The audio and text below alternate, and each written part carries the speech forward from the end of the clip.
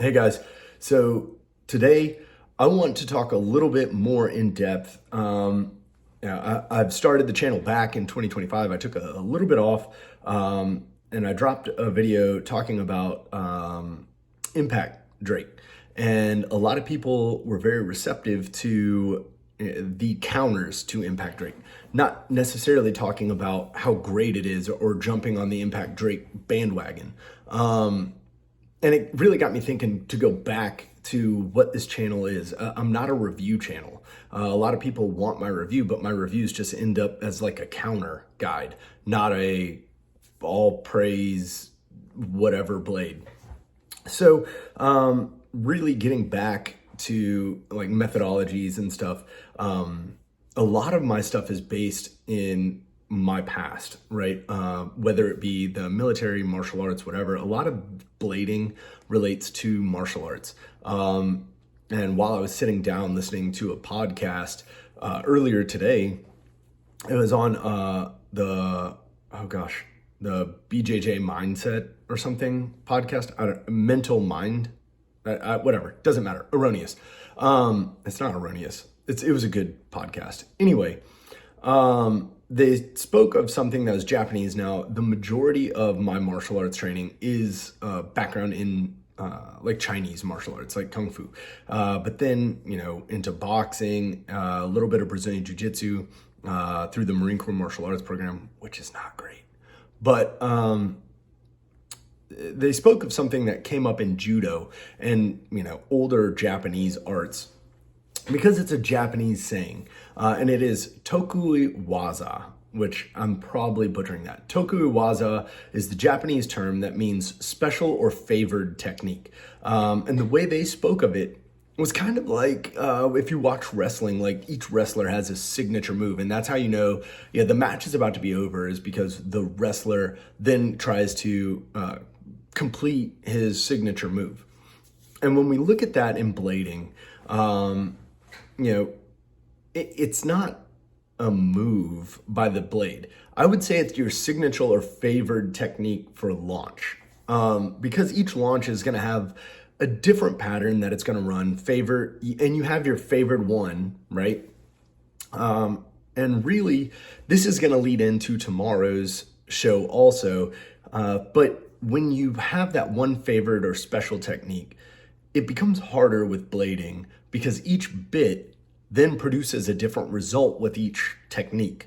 If you do I've seen people calling it the reverse drop, or like the drop technique, where you try and go up into the left side or the B side pocket of the X line with a right spin and just kind of hang out. But if you have a different bit, the trajectory to get there is going to be very different. So if you keep dropping, let's say you're dropping it on ball. Let's just keep it simple. You're dropping it on ball, and that will then put you up in that little pocket that you want. But if you dropped it on rush, you wouldn't hit that pocket if you had the exact same technique, right? So Tokui Waza would be like your favorite technique, saying, hey, on ball with this blade, this is my favorite technique. Now, I think in 2025, I'm going to lean away from, and you guys know if you've watched the channel, I really don't like the 3-up blades. I like to choose one and kind of work all night with that one, because it allows me to build exactly this, right? I can build repetitions. I can build confidence in the technique or the launch that I'm doing and not have to worry about 3. So when I'm looking at this and it's a special or favored technique, it's actually, I'm looking at, hey, I want to do this one, right? But when we get to this, if you're always doing that drop technique, and this is kind of where I'm getting, this week I'm doing a 1v1 tournament, so there will be videos and stuff of that coming up in the later, maybe next week. So you'll have video of that, and hopefully a recap of the full tournament coming next week. And I don't know if it's a tournament, it's a meetup, but you go 1v1. You have one blade no silver wolf, no wizard rod. You have one blade, and I believe we're playing to 5. So this special or favorite technique, if you do it on the first match and you get a point on me, you do it second match, you get another point on me.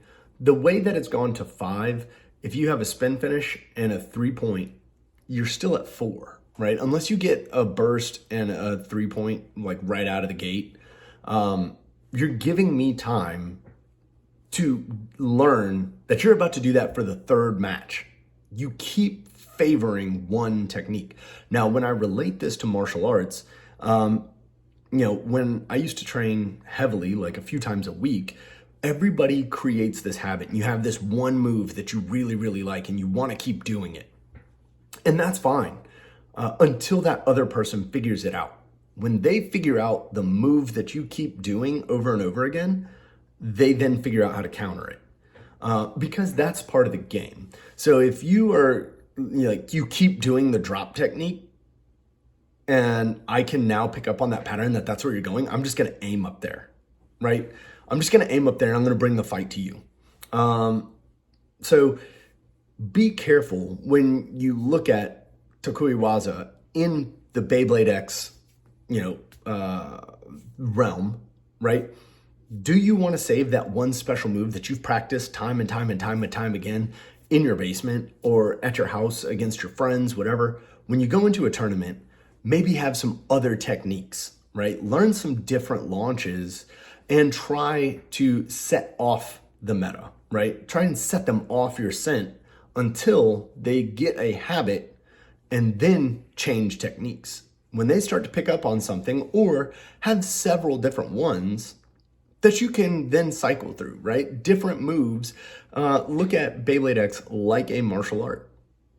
Are you always gonna, and to keep it simple, I'll use boxing techniques. Are you gonna always come out and go straight for a high punch, right? Or a cross? Are you always gonna come out and just jab? Because your opponent will pick up on that. But if you have a different combination, if you have a different punch, if you go for an uppercut coming straight out, or maybe a hook, now, you throw a couple jabs and then you throw a hook. Why? Because the couple jabs set them off and then the hook they weren't expecting, or the body shot they weren't expecting. So as we look at Beyblade X and we're getting more into a thought process of how to play the game, please do not get set on one drop or one technique, right? Learn your technique, learn it well, keep it in your back pocket. Unless you absolutely need it. Now, if my back is against the wall and I absolutely need to drop that technique, drop it. But otherwise, don't let them catch on to what you're doing. Keep them guessing. Come up with a few different techniques. And this is how we now lengthen the game, right? We don't just go, oh, I have this one technique, and it doesn't matter what bottom we have. For each bottom, you should have a different technique. For each blade setup, you should have a slight variation of what you're going to do, right? You should, for each opponent, you should have a slight variation of what you're going to do, because you can't look at, Tyranno beat and Ghost Circle, right? I can't go toe to toe with Tyranno beat if I'm running Ghost Circle head up, right? It's just not going to work. You have one of the heaviest blades and the lightest blade going heads up. It's not going to work. So I've got to play games now. So I can't use the same technique on him as if I were running against a Silver Wolf, right? I have to have a different technique. So you can't have just that one special favored technique. Now, maybe I drop it later. It can still be your special or favored technique. It can still be Tokui Waza, but it has to be a separate thing, and you can't always revert back to it, because that's how people pick up on what you're doing. All right. So at the end of this, I want everybody who has made it this far in the video to have an absolutely phenomenal week. Hey, and if you're getting at the tournaments this weekend, or if you're going to the Eastside Beyblades tournament, hey, get after it.